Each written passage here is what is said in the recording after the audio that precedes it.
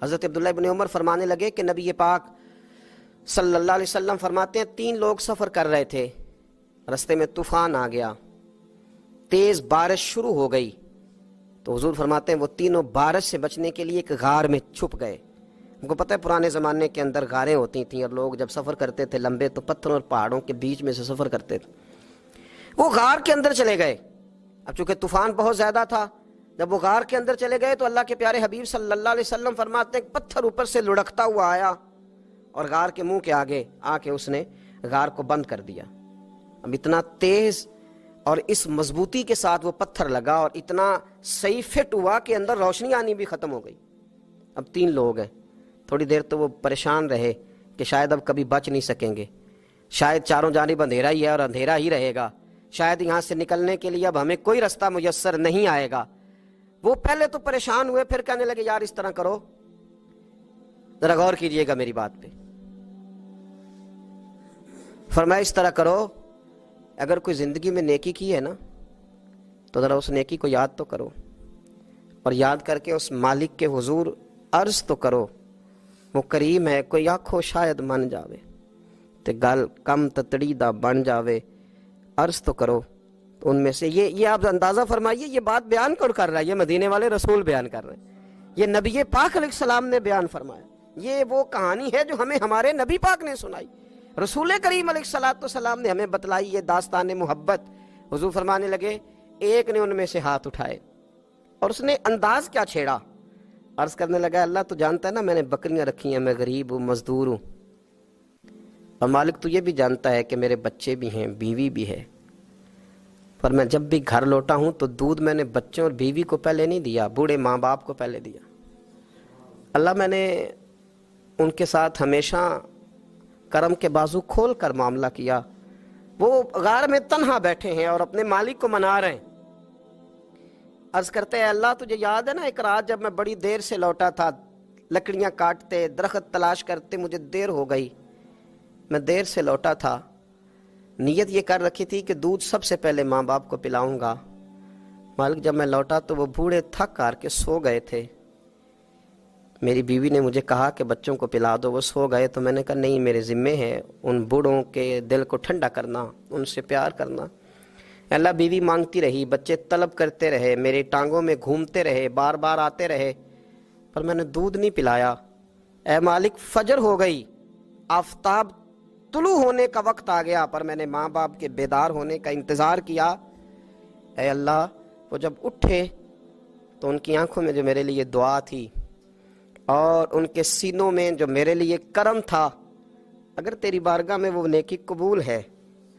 تو مالک پھر رحم فرما، نہ اس مشکل سے آسانی عطا فرما۔ سنو سنو، رسول کریم صلی اللہ علیہ وسلم فرماتے ہیں کہ اس بندے کی دعا مکمل ہوئی تو پتھر تھوڑا سا سرک گیا، اور اتنا سرکا کہ آسمان نظر آنے لگا۔ جس نے ماں باپ کو منایا ہے، ان سے پیار کیا ہے، پھر یہی بات وسیلہ بن جائے گی رب کے ماننے کا، پھر یہ وسیلہ بنے گی، اللہ اس سے مان جائے گا۔ پھر رسول کریم صلی اللہ علیہ وسلم فرمانے لگے، دوسرا بولا اور عرض کرنے لگا کہ اے اللہ تو جانتا ہے مجھے اپنے چچا کی بیٹی بھانے لگی تھی، میں اس کی طرف رغبت کرنے لگا تھا، اور میں نے جب اس سے جا کے ارادہ کیا کہ میں تیرا طالب ہوں تو اس نے مجھے کہا کہ پہلے 100 دینار لاؤ بانا، تو اللہ میں نے مشقت کر کے 100 دینار جمع کیے، اور جب میں پوری طرح اس پر حاوی ہو گیا، وہ میرے قبضے میں آ گئی اور گناہ کا میں نے ارادہ کر لیا، تو اس عورت کے منہ سے ایک جملہ نکلا کہ اللہ سے ڈر، اے مالک وہ میرے قبضے میں تھی، اے اللہ میں گناہ پر قادر تھا، میں چاہتا تو گناہ کر لیتا، لیکن جب اس نے تیرا نام لے کے کہا نا کہ اللہ سے ڈر، اللہ میں ڈر گیا، میں اسے چھوڑ کے آ گیا۔ اگر تجھے یہ بات پسند ہے تو پھر نکال دینا اس مشکل سے، پھر کر دینا کرم۔ اللہ میری بھی تو چڑھتی جوانی تھی نا، میں بھی تو سب کچھ کر سکتا تھا، پر تیرے لیے، تیری خاطر میں لذت گناہ سے باز رہا، تو اللہ تو رحمت فرما دے۔ حضور فرماتے ہیں اس کی دعا مکمل ہوئی تھی کہ پتھر تھوڑا اور سرک گیا۔ پھر تیسرا بولا اور اس نے بول کے کہا، اے اللہ ایک مزدور کو، ایک دیہڑی دار کو، ایک غریب کو میں نے کام پہ رکھا ہوا تھا، یہ تیرا اور میرا راز ہے اللہ، وہ مزدور وہ دیہڑی دار میرے پاس کام پہ لگا تھا، کچھ چاول میں نے اس کی اجرت مقرر کر دی کہ تو کام مکمل کرے گا تو میں تجھے دوں گا۔ اور جب اجرت لینے کا وقت آیا تو وہ بگڑ کر ناراض ہو کر چلا گیا، میں اسے ڈھونڈتا رہا، وہ مجھے ملا نہیں۔ میں نے اس کے چاولوں کی قیمت کاروبار میں انویسٹ کر دی، اس کا تھوڑا سا سرمایہ پر میں نے کھایا نہیں۔ پھر وہ اس سے میں کاروبار کرتا رہا اور اتنا کاروبار کیا کہ بہت ساری گائیں اور ان کے چرواہے تیار ہو گئے۔ وہ سالوں کے بعد لوٹا، میں نے اس غریب کا مال کھایا نہیں